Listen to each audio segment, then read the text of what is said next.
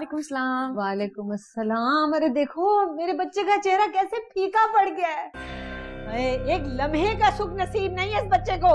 अगर कोई अच्छी लड़की मिलती, इसका ख्याल करती तो मेरा इतना जवान बच्चा इतना बड़ा तो ना लगता ना। राशिद, तू मुझे सिर्फ एक बात बता दे, हमने तेरी शादी तेरी पसंद से की थी ना, तो फिर तेरी शक्ल इतनी बुरी क्यों हो गई? तुझे क्या हो गया? लेकिन देखो नतीजा क्या निकला है, वही रोज की किलकिल। हाँ भाई, अब बस खत्म कर देना ये रोज की खिचखिच को। अम्मी अबू को अब इस उम्र में सुकून के अलावा कुछ भी नहीं चाहिए, और इनका सुकून सिर्फ आपके हाथ में। अरे भाई साफ साफ बोलो, अब कहना क्या चाहते? तू मुझे पोता ला दे, मैं मरने से पहले अपने पोते को गोद में खिलाना चाहती हूँ। अरे अम्मी, कहाँ से पोता ला दूं? किसी दुकान पे मिलता है? अगर मिलता है तो मुझे बता दे, मैं ला देता हूँ। आप नाराज मत हो भाई, हम तो बस आपका घर बसा देखना चाहते हैं। क्या बात कर रही हो तुम? अब मेरी बेटियां इतना बड़ा सदमा भी नहीं है कि आप लोग अपना ज़हनी तवाज़ुन खो बैठो। ये बात साफ है कि मैं साले के होते हुए दूसरी शादी के बारे में सोच भी नहीं सकता। तो फिर छोड़ दे उसको, साले को तलाक दे दे। अरे फिर तो तू शादी करेगा ना? ठीक कह रही है तुम्हारी माँ, तुम अपनी बीवी की खातिर हमें तकलीफ नहीं पहुंचा सकते।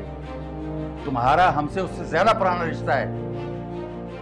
हाँ अब्बू, आप भी तो ठीक ही कह रहे हैं, रिश्ता ही तो होता है, नया या पुराना नहीं। आप उस औरत के लिए मुझे, अम्मी और अबू को इतनी तकलीफ देंगे?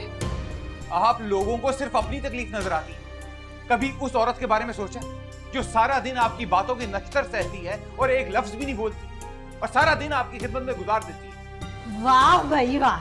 अरे बीवी की खिदमत तो तुझे खूब नजर आती है, और माँ की मोहब्बत और उसकी ममता, उसकी तुझे कोई कदर नहीं है।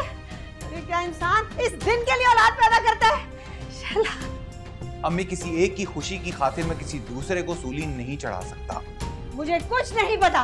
तुझे आज अपने माँ के एहसानात का बदला उतारना होगा, और दूसरी शादी करके मुझे पोते का सुख देना होगा, वरना तेरी माँ तेरी खुशियों की हसरत लेकर इस दुनिया से चली जाएगी। अम्मी, इस बात की क्या गारंटी है कि अगर मैं दूसरी शादी करता हूँ तो आपको पोता मिल जाएगा? मैं तुझे गारंटी देती हूँ, मैं तेरी माँ। तलाक दे दे उस सालिया को। हाँ राशिद, तुम अभी और इसी वक्त सालिया को इस घर से फारिग कर दो। सोच क्या रहा है तू? अरे इससे पहले तेरी माँ ने कभी तुझसे कुछ मांगा है? तू उसकी इतनी सी ख्वाहिश पूरी नहीं कर सकता? राशिद भाई, हमें कोई जल्दी नहीं है, आप 2-4 दिन सोच के बता दें हमें। मेरा ख्याल है कि अब तक आप सबको मेरा जवाब समझ में आ चुका होगा। बीवी की मोहब्बत की पट्टी बंधी है इनके आंखों पे। अम्मी कहला, तुम तो चुप ही रहो। अम्मी अब्बू को भड़काने में तुम्हारा बहुत हाथ है।